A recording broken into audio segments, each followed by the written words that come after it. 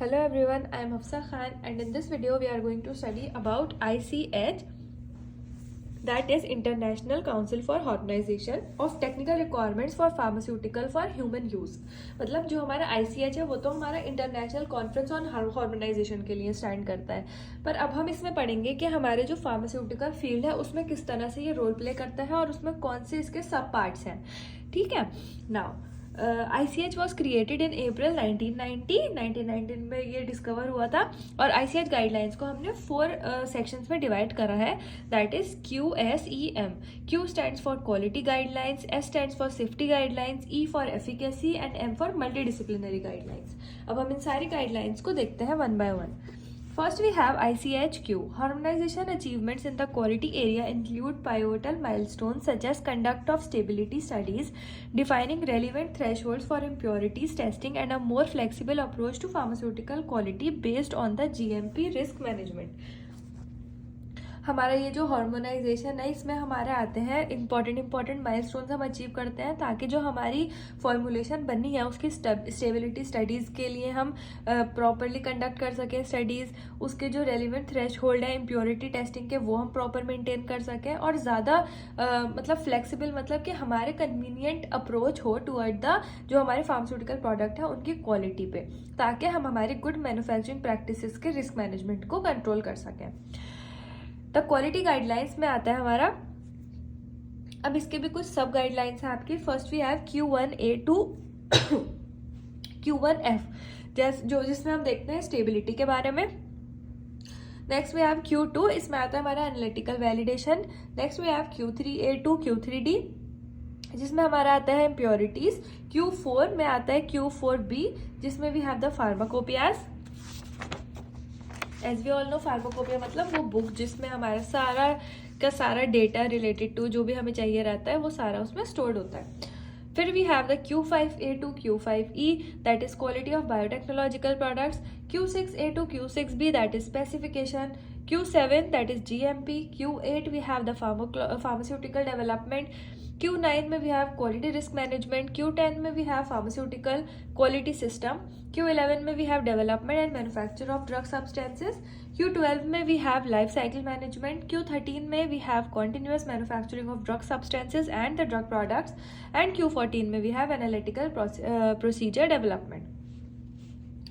Now we have ICHS, that is safety guidelines. ICH has produced a comprehensive set of safety guidelines to uncover potential risks like carcinogenicity, genotoxicity and the reprotoxicity. तो अब देखिए जो हमारा ICH safety guidelines है उसमें हमें different safety से related set of guidelines मिलती हैं कुछ रिस्क को प्रिवेंट करने के लिए, जैसे आपकी कार्सिनोजेनिसिटी हो गई या फिर मतलब कि कैंसर कॉजिंग जो भी हमारे रीजंस हैं, या फिर जीनोटॉक्सिसिटी है मतलब कि जेनेटिक्स में कुछ डिसऑर्डर्स आ रहे हैं, या फिर रिप्रोटॉक्सिसिटी मतलब कि आपके जो रिप्रोडक्टिव सिस्टम है उसके वजह से कुछ अगर डेविएशंस हो रहे हैं तो वो। A recent breakthrough has been a non clinical testing strategy for assessing the QT interval prolongation liability, the single most important cause of drug withdrawals in the recent years. Safety guidelines में आता है हमारा S1A to S1C, that is carcinogenicity studies। S2 में आता है हमारा genotoxicity studies। S3A to S3B में आता है हमारा toxicokinetics and the pharmacokinetics।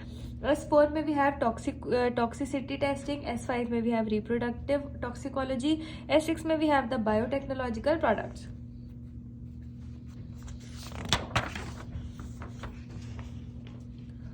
S7A में we have to S7B we have pharmacology studies। S8 में we have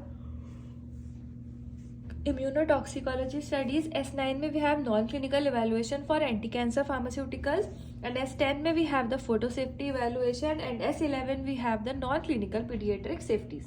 ये हो गया आपके safety guidelines. Now we have ICHE, that is efficacy guidelines. The work carried out by ICH under the efficacy heading is concerned with the design, conduct, safety and reporting of the clinical trials.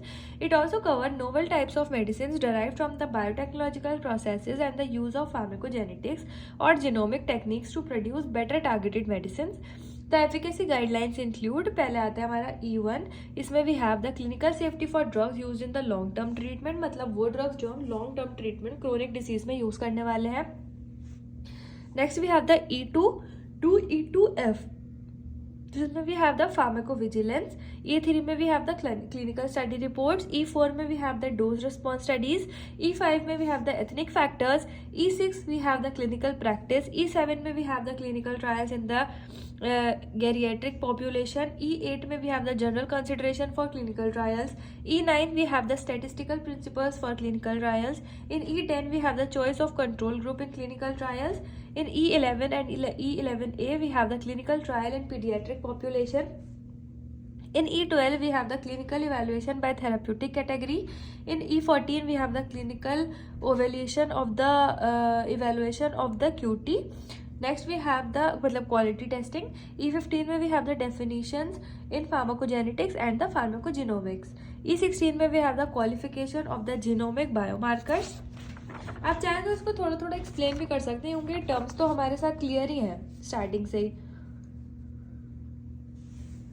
In E17 में we have the multi-regional clinical trials. In E18 we have the genomic sampling. E19 we have the safety data collection. E20 we have the adaptive clinical trials. तो ये हो गए हमारे सारे efficacy guidelines. Next we have the ICH M. M stands for Multidisciplinary Guidelines. There are cross-cutting topics which do not fit uniquely into one of the quality, safety and efficacy categories. It includes the ICH medical terminology, the common technical document and the development of electric standards of the transfer of regulatory information, that is ESTRI.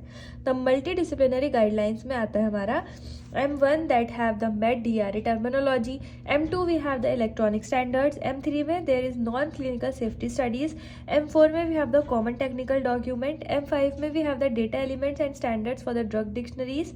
M6 में we have the gene therapy. M7 we have the mutagenic impurities. M8 में we have electronic common technical document. In M9 we have the biopharmaceutics classification system based biowaivers. M10 में we have the bioanalytical method validation. M11 we have the clinical electronic structured harmonized protocol and in M12 we have the drug interaction studies.